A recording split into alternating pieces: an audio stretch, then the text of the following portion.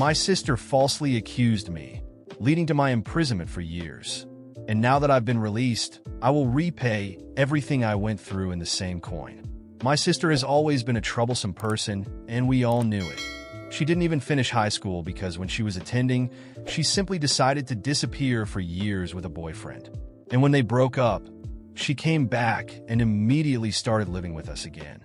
My mother and father complained to her, but did no more than that.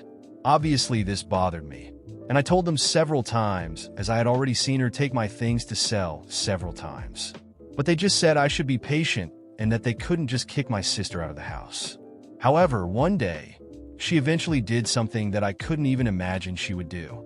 The police knocked on our door, saying that a person from my neighborhood a few days ago saw someone leaving her house carrying her personal belongings. She followed this person and saw that they entered my house. She was masked, so they didn't know who she was, but still they came to check the house with a warrant. We all already knew who had done this, and we just accepted them to enter since we didn't have much of a choice. And they searched the house. They went into my sister's room and incredibly found nothing. But to my surprise, when they removed one of the layers of my bed, they found several objects that matched the description of the objects in the report. So they took me to jail. When I looked at my sister, I already knew it was she who was hiding everything there while I didn't see. And despite that, she didn't seem repentant, and she even seemed to be smiling. I thought that anyway I would be released since that didn't prove anything. But to my surprise, some people who were robbed testified that it was indeed me who took the things. Maybe they did this out of anger and wanting someone to be arrested. Maybe they did this because I have the same height as my sister and could have been confused, I don't know. But in the end, I was convicted. 12 years in jail, a tarnished record. I lost my job at my college and my sister was free all this time. I ended up getting out this year, about 2 years earlier for good behavior. I never forgave my sister or my parents, as after a while, they didn't even believe that I was innocent, even knowing my sister's personality. When I returned home, she was still living there. And since I didn't have a job or savings, I knew I would have to stay there too for a long time living with that person. But I had also decided that I wouldn't let her get away with it. I knew my sister wouldn't hide what she did because she thought that now that I had served my sentence, she couldn't be arrested for it anymore. So when my parents left, I went straight to talk to her. Even before I said anything, she started laughing and mocking how I ended up in jail for something she did and continues to do to this day. And I really couldn't believe how easy it was to get away with it. She even said that I should be careful because if I got distracted, she would hide her things in my bed again and I would be arrested again.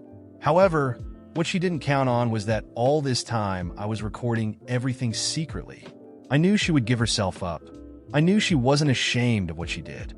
On the same day, I talked to a lawyer about it and he agreed to represent me, earning 20% of what I would win. I know this is more than usual, but I didn't have much choice. Not only will I sue her for falsely accusing me, but I will also reveal to the court that she admits to continuing to do these things. I will also logically sue the government for being unjustly imprisoned for so many years. I know I will make a lot of money in the end, but honestly, I just want justice. Because I know no amount of money in the world will recover the time I lost during all those years in prison for something I didn't do. The court notification will arrive tomorrow, and I am eager to see her face when I show that I recorded everything she said. After the notification arrived, the house descended into chaos.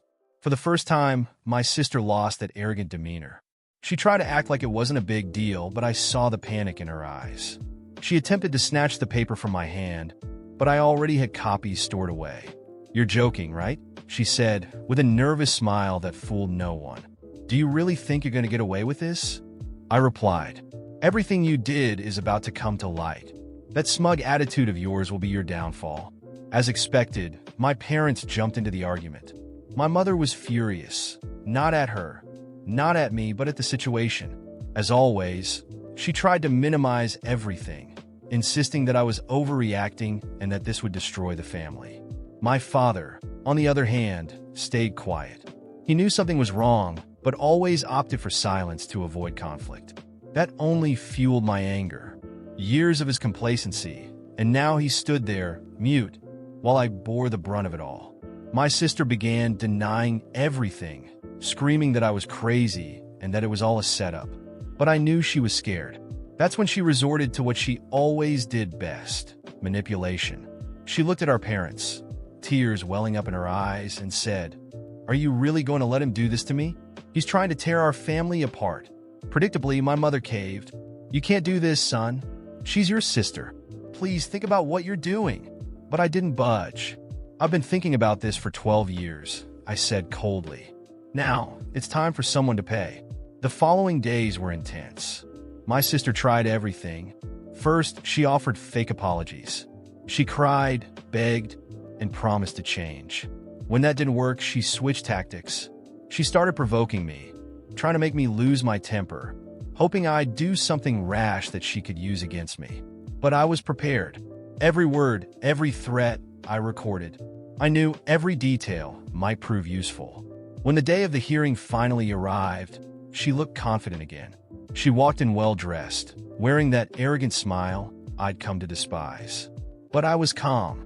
I knew what I had. During the trial, my lawyer didn't waste any time. The recordings I'd made were damning. Her voice confessing to her crimes was unmistakable. She tried to dismiss it, claiming I had doctored the recordings, that it was all part of a conspiracy. But the judge didn't seem convinced. Then came the part that enraged me the most. My father was called to testify. He hesitated, but ultimately admitted he knew my sister was a troublemaker and had stolen things before. It was a heavy blow to her. But for me, it was a mix of relief and fury. Why hadn't he said anything sooner? Why let me rot in prison while he knew the truth? My mother, on the other hand, was a disaster. She tried to defend my sister, saying she was young and reckless, but would never do something so severe. When asked why she didn't believe me, she muttered something about how hard it was to choose between her children. It was pathetic. There I was 12 years later, with my life in ruins, while they were still protecting her. The most satisfying moment was when the recording was played. The courtroom fell silent, as everyone listened to my sister incriminate herself. Her expression completely changed. For the first time, she genuinely looked terrified. When the judge asked if she had anything to say, she broke down. She started crying, claiming she didn't know why she had done it, that she was confused, that she never wanted me to go to prison. But I knew it was just another manipulation. So did the judge. In the end, she was convicted of perjury and fabricating evidence. She was ordered to pay damages, an amount she'll likely never be able to afford. For me, it was a small victory, but the lawsuit against the government was still ongoing, and I knew there would be a tougher battle. As I left the courtroom, I felt a sense of relief, but also a strange emptiness. None of this would bring back the years I had lost. I still didn't have a job, a home, or a clear future ahead of me. But at least my sister was finally facing the consequences of her actions. The days that followed were a mix of tension and anticipation. My sister was still living in my parents' house, and the atmosphere was unbearable. She avoided me, but I knew she was plotting something. And I was right.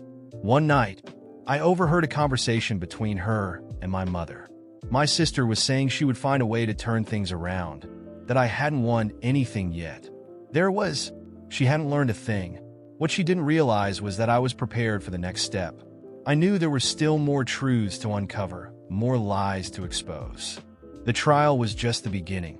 She had a history of crimes and deceit that extended far beyond what she had already admitted to. And I would make sure it all came to light, every last detail. For now, I'm here, waiting for her next move. But one thing is certain, my fight isn't over. She thinks she can keep getting away with it, but I won't stop until she pays for everything. There's still so much left to reveal, and I'm more determined than ever to see justice done. After weeks of living in that tense environment, something finally shifted. The notification came that the government had accepted my case against them. My lawyer was confident we'd secure a solid win, given the recordings and the government's glaring failure to properly investigate the case. This reignited something in me, the determination to end this chapter once and for all, not just with the government, but with my sister too. While the lawsuit against the government progressed, I began preparing my next move. I knew my sister would never change, and living under the same roof had become unbearable. Every time she crossed my path, she couldn't resist provoking me. Sometimes she'd smirk maliciously, as if she still had cards to play. Other times, she'd mutter under her breath that things wouldn't end like this. That's when I realized she still had something to hide. I started paying closer attention to her. The way she spent hours on the phone, how she disappeared for long stretches and returned with suspicious bags. I discovered she had a small locked room in the house, one we all assumed was empty. But something didn't feel right. It was time to find out. Using an excuse with my parents, I got the key to the room while my sister was out. When I entered, what I found confirmed my suspicions. The room was filled with boxes of items that clearly didn't belong to her. Clothes, electronics, even jewelry. She was still stealing. But this time, instead of hiding things in my bed, she stored them there. I took photos of everything, documenting each item and its condition. That night, I confronted my sister when we were alone. She was shocked when I showed her the photos. "You'll never change, will you?" I asked, keeping my voice calm. She tried to deny it, but she knew she was cornered. When she realized there was no way out, she lashed out at me verbally, saying I had always been the problem, that I deserved everything that happened to me. What she didn't know was that I'd already sent the photos to my lawyer and was recording everything she said in that moment. A few days later, with my lawyer's support, we handed all the evidence over to the police. They acted quickly. One morning, when she least expected it, the police knocked on our door. My mother panicked. My father stayed silent as always. But my sister? She screamed, cried, begged. But this time, there was no escape. They searched the room and confirmed everything I had reported. She was taken away in handcuffs, right in front of everyone. And as much as I hated to admit it, it was satisfying to see her finally face the consequences.